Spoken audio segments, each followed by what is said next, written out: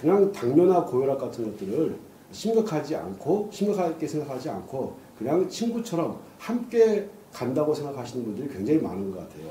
그런데 또 심각하신 분들 이야기 들어보면은 그 당뇨 합병증으로 인해 가지고 오는 이제 부작용들을 굉장히 걱정하시는 분들이 많은데, 자 그러면은 그렇게 당뇨를 과연 약만 이렇게 의존해 가지고 또 식이요법만 가지고 이렇게 당뇨를 해결할 수 있는 것이냐, 아니면 혹시 당뇨에 좀 도움이 될 수 있는 그런 혈자리들이 있는가, 또는 당뇨 쪽에 어떤 손을 대 가지고 혈자리 같은 걸로 접근을 했을 때 좋아진 어떤 사례가 있는가를 한번 살펴볼 텐데, 먼저 결론적으로 사례는 굉장히 많습니다. 자, 그러면 저는 먼저 강력하게 제가 추천드리고 싶은 장소는 근육과 관련되는 혈자리입니다. 당연히 이제 근육과 관련된 혈자리는 간심비패신, 간심비패신 중에서 간이라고 보겠죠. 먼저 발에서 엄지발가락하고 검지발가락 사이를 이렇게 쭉 따라 들어가다 보면은 움푹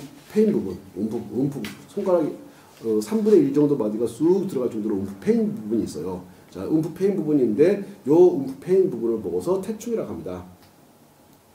그래서 태충을 이렇게 관리해 주시고, 엄지발가락에서 이 4개의 발가락 쪽으로 이렇게 선을 긋습니다. 뿌리를 따라서 선을 이렇게 쭉 그어보고, 그 다음에 가측 뿌리를 이렇게 만나는 지점, 요 지점을 보고서 대돈이라고 하는데, 요 대돈이라고 하는 지점 아주 중요하죠.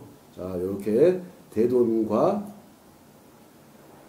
행간, 태충, 요 정도를 간이라고 보고, 간이 가는 경락이라고 보고, 나중에 나는 진짜 엄청나게 큰 치료 효과를 좀 보고 싶다 하시는 분들 같은 경우는 적극적으로 간 경락을 공부해서 관리해 주시길 당부드리면서, 요 정도 간과 관계되는데, 즉 근육과 관계되는 데를 설명을 드렸고, 그러면 운동과 관계되는데 가장 원기를 되살리면서 운동을 하는 데 도움이 되는 자리가 이 두 번째 발가락을 따라서 이렇게 내려가다 보면은 용천이라는 자리가 나옵니다. 다시 보여드릴게요. 두 번째 발가락을 따라서 이렇게 내려가다 보면 용천이라는 자리가 나오는데, 이 용천이라는 자리. 자, 이 용천이라는 자리하고 당뇨하고 굉장히 밀접한 연관성이 있습니다. 자, 용천이라는 자리와 함께 더불어 관리해 주십사 하고 당부드리고 싶은 자리가 바로 발등에, 이렇게 발등에 간과 관계된다고 말씀드렸던 대돈이라든가 행간이라든가 태충 정도 관리해 주시고, 그 다음에 더 깊은 관리를 원하시는 분들 같은 경우는 간 경락을 따라 가지고 집중적으로 몸을 관리하게 되면은 정말 놀라운 효과를 보실 수 있다고 봅니다. 자, 그런 다음에 용천 다시 들어가서, 자, 용천을 이렇게 관리해 주시고, 그 다음에 용천과 더불어 함께 관리해 주기를 당부드리고 싶은 자리가, 용천을 따라 가지고 여기 방광이 나옵니다. 여기 방광이 이렇게 나오는데, 방광. 이게 다 소변과 관계되는 거예요. 소변으로 나와야 되지 않아야 될 것들이 나오기 때문에 소변과 관계되는 곳을 드리라고 말씀을 드린 거거든요. 그래서 자, 이 용천과 방광을 이렇게 관리해 놓고, 여기다가 문문칩을 붙이고, 여기다가 문문칩을 붙이고, 그리고 걸으면 되는 겁니다. 좀 걷는 양을 조금 더 늘리게 되면 더 좋은 효과를 보실 수도 있고, 몸이 붓는다든가 할 때, 부종을 빼든가 할 때 굉장히 탁월하게 효과가 있는 자리입니다. 또 전립선 요실금과 관계되어서 요실금 전립선을 제거할 때도 도움이 많이 되는 자리고, 방광을 따라 가지고 용천과 방광을 이렇게 이어보는 거예요. 이렇게 이어보는 겁니다. 자, 요렇게 있게 되는데, 요렇게 이어진 요 자리를 보고 수뇨관이라고 합니다. 수뇨관을 따라 가지고 방광에서 쳐 올려주는 역할을 담당한다라고 생각하는 거거든요.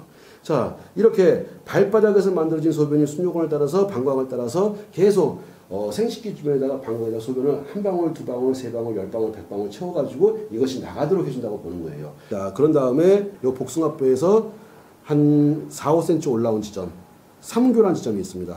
자, 삼문교라는 지점이 있는데, 요 삼문교를 꼭 함께 관리해 주시기를 권장합니다.